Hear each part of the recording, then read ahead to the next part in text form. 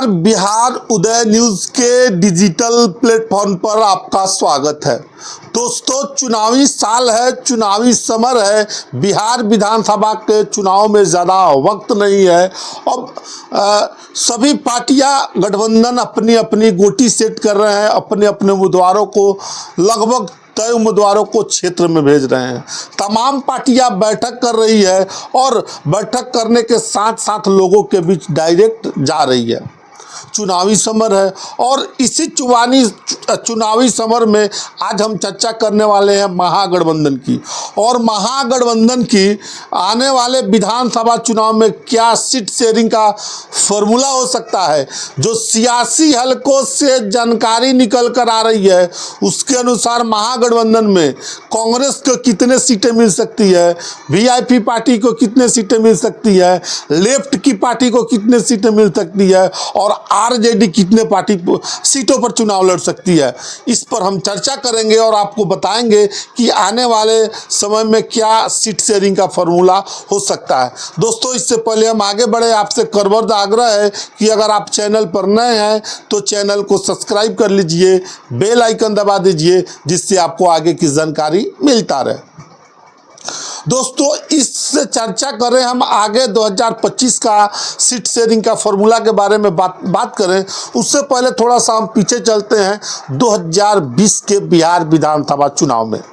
2020 के बिहार विधानसभा चुनाव में महागठबंधन के अंदर जो घटक दल थे वो चुनाव लड़ते हैं। उन सीटों के बारे में हम आपको बताते हैं। देखिए, आरजेडी 144 सीटों पर चुनाव लड़ी थी, 75 पर जीत हासिल की थी।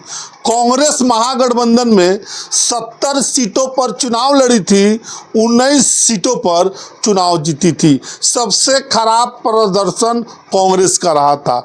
उसी प्रकार लेफ्ट पार्टियां को बात की जाए तो पूरे लेफ्ट पार्टियों को बिहार में 29 सीटें दी गई थी, उसमें से 19 सीटें जीती। परफॉर्मेंस अच्छा था लेफ्ट पार्टियों का। 2020 का आंकड़ा रहा। देखिए अब 2025 में क्या हो सकता है। 2020 के चुनाव में मुकेश सहनी अभी जो आपको महागठबंधन के साथ है वो उस समय भाजपा में था, एनडीए गठबंधन के साथ थे और उन्होंने चुनाव लड़ा था और 11 सीटों पर चुनाव लड़ा था एनडीए गठबंधन के तहत और 4 सीटों पर जीत हासिल की थी। खुद मुकेश सहनी सिमरी बख्तियारपुर से चुनाव लड़े थे और चुनाव हार गए थे, बहुत कम अंतर से चुनाव हार गए थे।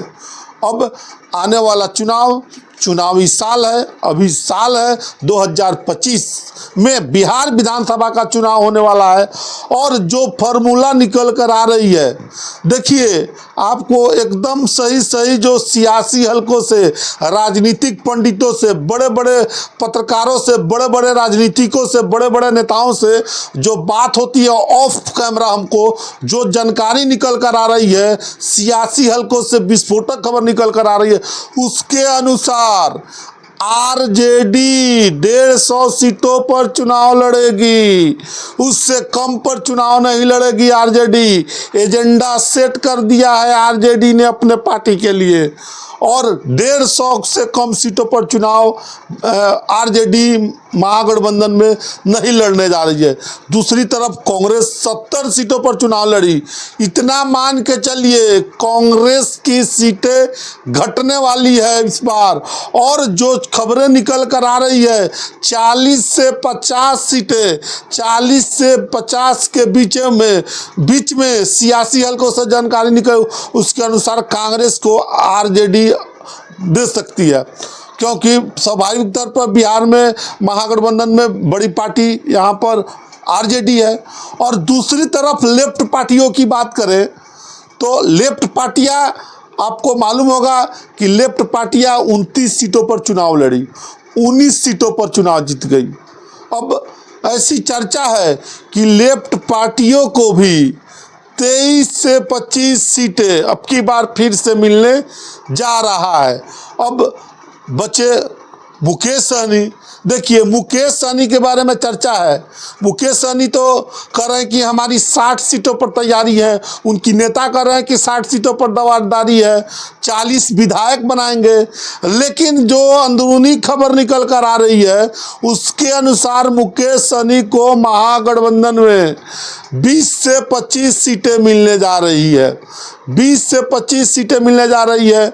और दूसरी तरफ अभी इस गठबंधन में एक नई एंट्री होने वाली है जो RLHP के जो पशुपति पारस की पार्टी है उनकी एंट्री होने वाली है। क्योंकि आपने देखे होइएगा दही चूड़ा भोज के बहाने लालू यादव एकाएक पहुंच जाते हैं, तेज प्रताप के साथ पहुंच जाते हैं और पशुपति पारस के यहाँ दही चूड़ा भोज का आनंद लेते हैं। और जब मीडिया पूछती है उनसे क्या पशुपति पारस महागठबंधन में आएंगे तो लालू यादव कहते हैं क्यों नहीं, हम उनका स्वागत करेंगे।